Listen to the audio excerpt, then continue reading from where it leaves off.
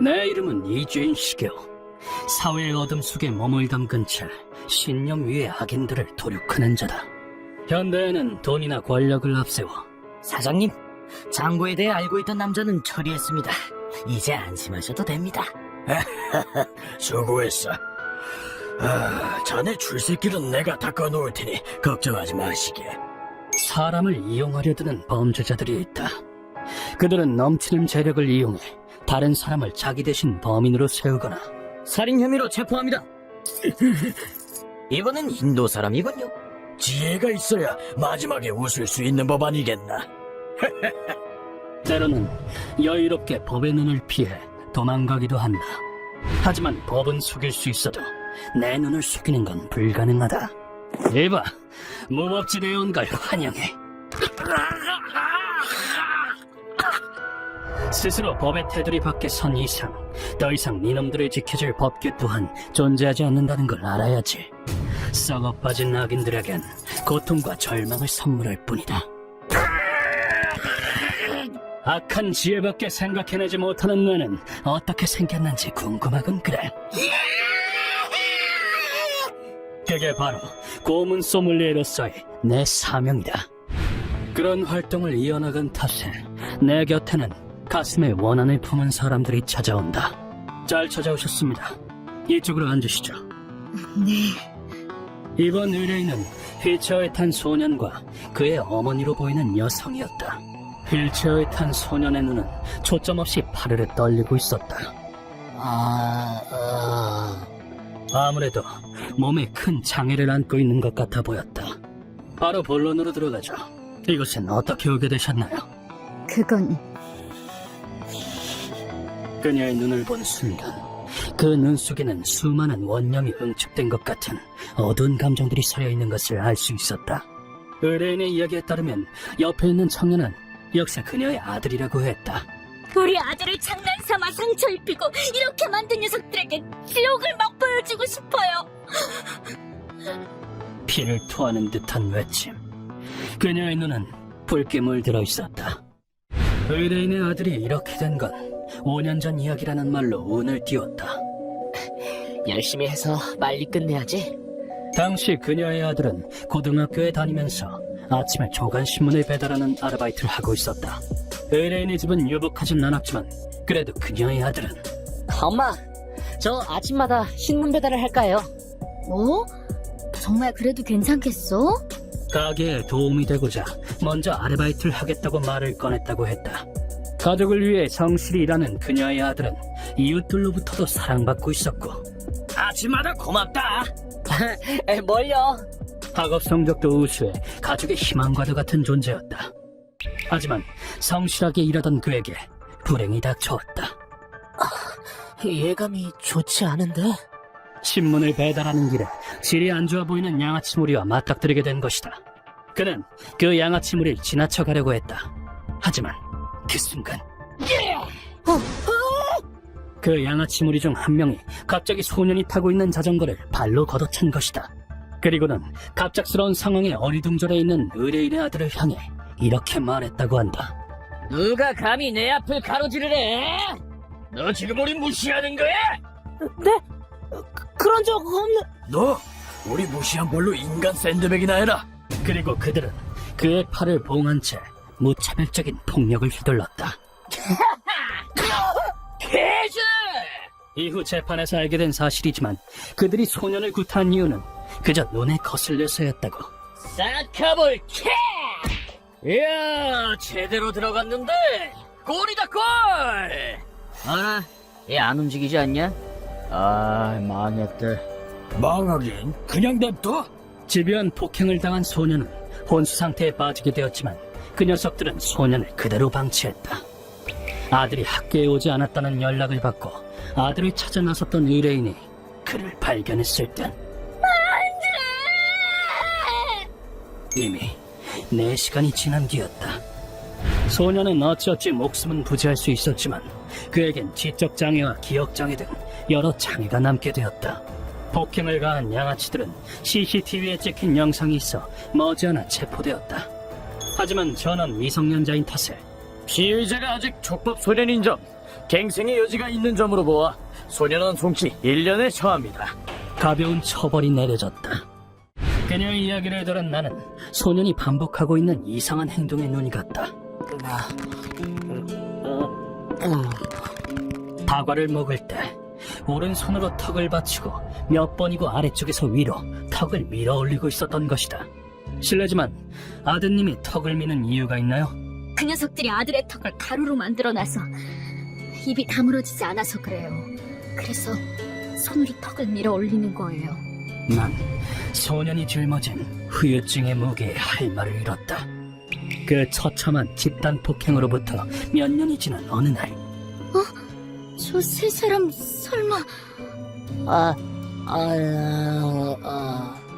의뢰인은 길에서 그 양아치 무리와 우연히 마주치게 되었다. 하지만 그들은 장애를 가진 그녀의 아들을 보고 쟤 개 아니야? 맞네. 그때 그 새끼네. 에바, 챔 좀 닥치 그래. 뭐가 웃긴지 실실 웃어댔던 것이다. 그리고는 믿기 힘든 말까지 했다고 한다. 야! 아직 우리 근처에 얼씬도 하지 마라. 그때도 괜히 우리 앞을 가로질렀다가 그 꼴 난 거니까. 어떡해... 그들은 의뢰인의 아들의 인생을 망가뜨려 놓고도 후회나 반성의 기미조차 보이지 않았던 것이다. 우리 아들의 인생을 짓밟은 주제에 그 녀석들은 반성은커녕 제 아들을 비웃었어요. 그런... 전 절대 용서 못합니다. 그 녀석들의 인생을 철저히 짓밟아주세요. 피눈물을 흘리며 외치는 그녀의 분노와 원한. 그것은 내 귓가가 아니라 가슴을 울렸다. 이 원념, 이 증오는 아들을 사랑하는 마음에서 오는 것이겠지. 알겠습니다. 의뢰는 저희가 맡도록 하겠습니다. 감사합니다. 이번 사건은 결단코 이대로 묻히게 둬서는 안 된다. 법의 보호를 받은 주제, 그 의의를 이해하지 못하고 반성조차 없이 살아가고 있다니. 당시에 촉법 소년이었다는 변명 따위 이 몸에겐 전혀 통하지 않는다고. 자, 단죄의 시간이다. 갱생하지 못한 걸 후회하게 만들어주지. 지옥의 고통 속에서 말이야. 정보상에게 연락하자 그들의 신원은 간단하게 파악되었다. 그 녀석들 그 주변에서 날아주는 말썽꾼들인가봐. 절도에 폭행에 상해까지 반성하는 걸로는 안 보이던데. 그래, 갱생할 생각 자체가 없는 것 같군. 그렇게 그들의 행동 패턴은 이미 파악했다. 그들이 주로 모이는 장소만 알면 상대는 애송이일 뿐. 누구? 인간이 되지 못한 짐승 새끼들을 먹는 지옥에서 온 사자다. 너희들도 얌전히 누워있어! 그들을 붙잡아 오는 건 식은 죽 먹기보다 쉬웠다. 너희들은 살아있는 것만으로도 해악이다. 그들에게 물을 끼얹자 정신을 차린 녀석들은 입을 모아 제잘거리기 시작했다. 지금 이게 뭐하는 거야? 이거 범죄라고! 경찰이 가만히 있을 것 같아! 우리 뒤에 야쿠자가 있다고? 헛되지도 않는군. 그 꼴을 하고 뭘 할 수 있다는 거지? 그리고 언제나처럼 나는 그들에게 한 가지 질문을 던졌다. 너흰 한 명의 소년의 인생을 망가뜨려 놨다. 너 어째서 반성조차 하지 않는 거지? 둘이 반성했는데, 그치? 소년원 1년 갔다 왔으면 죄값은 치는 거 아닌가? 하지만 그런 나의 질문에 돌아온 대답은 구역질이 올라올 정도로 형편없는 답이었다. 아무 잘못도 없는 사람에게 평생 가는 장애를 안겨준 놈이 겨우 1년으로 값을 치렀다는 건 말이 안 되지. 난 3명 모두의 관자놀이 부근에 송곳으로 구멍을 냈다. 루카와 시작하지. 네! 내 지시에 루카와는 벽에 있는 버튼을 눌렀다. 그러자 그들이 매달려 있는 곳 아래 바닥이 열렸고. 이게 뭐야! 무슨 짓을 하려는 거야? 그와 동시에 양아치 녀석들이 몸부림치기 시작했다. 당연했다. 그들 머리 바로 아래엔 지옥 그 자체가 기다리고 있었으니까. 오물들 위로 모충과 지네 등의 독벌레들이 잔뜩 뛰어다녔다. 알다시피 아기는 지옥에 빠져야 하는 법이지. 이건 아나츠르시라고 불리며 에도 시대 나가사키에서 기독교를 탄압할 때 사용되었다. 빨리 기독교를 버리겠다고 맹세해! 싫어! 구멍에 들어있는 건 당연히 오물로 당시 가장 가혹한 형벌이라 일컬어진 고문이다. 이 고문의 악랄한 점은 거꾸로 매달린 탓에 머리로 쏠리는 피를 관자놀이에 뚫은 작은 구멍으로 전부 흘려보내는 것에 있다. 머리에 피가 쏠려 괴로워 보이는데 내가 친히 구멍이라도 내주도록 하지. 이렇게 하면 죽음에 이르기까지의 시간이 늘어나 더 오랜 시간 고통을 받게 할 수 있는 것이다. 이번에는 구멍에 오물만이 아니라 독충을 풀어 변화를 줘봤다.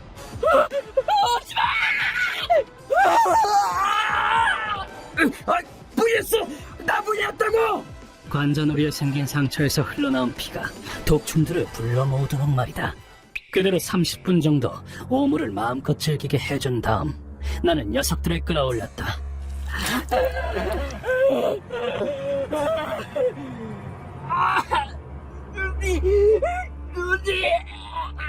이제 좀 남자다워졌군. 그래서 다시 한번 묻지. 반성은 좀 했나? 이제 반성했습니다. 정말이에요. 전 처음부터 그런 짓 할 생각 없었어요. 근데 이 자식들이 하자고 해서 제일 많이 뺀주지. 야! 죽고 싶지 않다는 일념으로 서로에게 책임을 떠넘기기 바쁜 모습이라니 볼품없군. 그렇게까지 반성하고 있다니 괜찮겠지. 루카, 풀어줘. 알겠습니다. 돌아가 봐. 살았다. 이 자식들 야쿠자 형님들한테 부탁해서 반드시 죽여버리겠어. 그 녀석들은 이 지하 감옥에서 나가기 위해서 내 앞을 가로질러 가려고 했다. 그럼 이만. 정말 죄송했습니다. 잠깐, 이봐. 난 그 순간을 놓치지 않았다.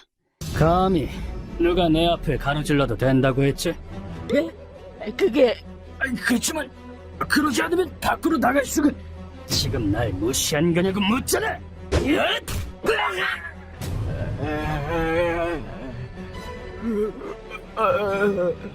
으깨진 턱으로 독충이 가득한 구멍이나 빠지라지. 그리고 다시 한번 녀석들을 구멍 안으로 밀어넣었다. 그 후 반나절 정도 지난 뒤 끌어올려 보니 그 녀석들은 이미 숨을 거둔 상태였다. 설마 얼굴 안에다 벌레들이 집을 지었을 줄이야. 사람도 죽으면 그냥 다른 생물의 양분이 될 뿐, 그저 자연의 섭리일 뿐이다. 그래도 인생의 마지막 순간 누군가에게 도움이 되었다니 다행이군. 그 후 의뢰인에게 의뢰를 완수했다는 연락을 하자 생각지도 못한 소식이 돌아왔다. 그렇군. 아드님의 직장이 정해진 건가? 부디 그가 과거에 발목 잡히지 않고 오직 앞만 보고 나아갈 수 있길 바랄 뿐이다. 휴먼버그 대학교에서는 인간이 버그를 일으켜버린 순간의 사건들을 여러분들에게 소개하고 있습니다. 예전 영상들도 꼭 한번 보시길.